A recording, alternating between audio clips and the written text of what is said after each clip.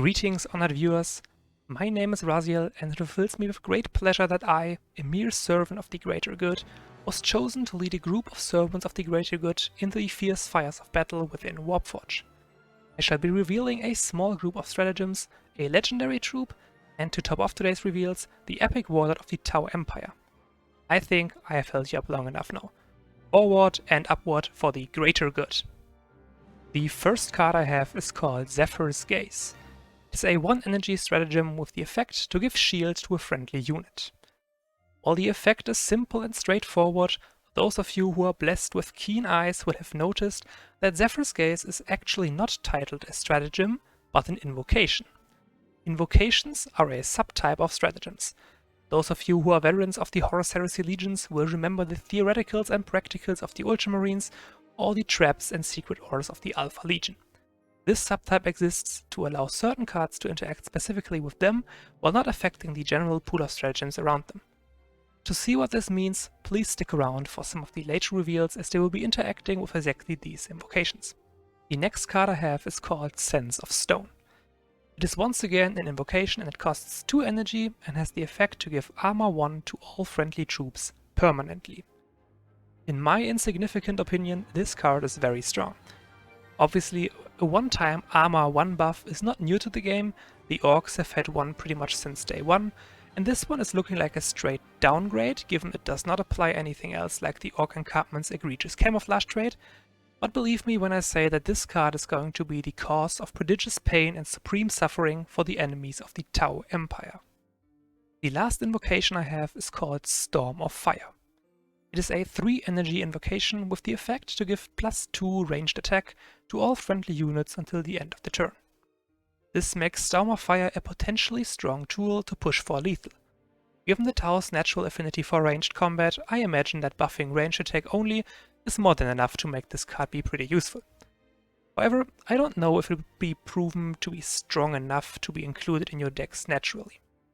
Next up, we have the legendary infantry, the savior of the fire caste himself, the hero of Fiovage, the Tau Ethereal Aung Shi.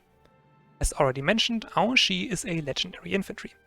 He also costs 6 energy, has 6 melee and 4 ranged attack, as well as 7 HP.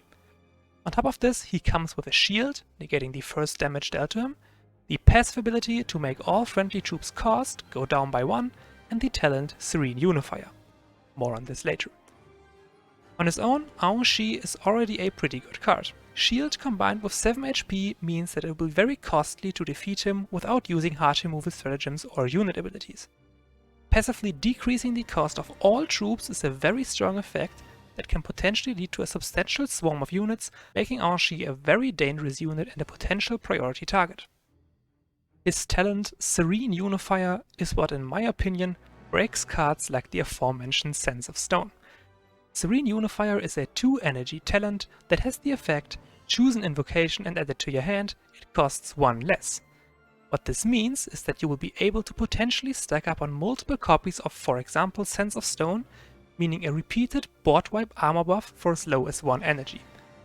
In the right circumstances, this for sure will be a game-winning play, as troops with an armor stat higher than 1 are nearly impossible to defeat without using hard removal and or a significant amount of damage stratagems and or unit attacks.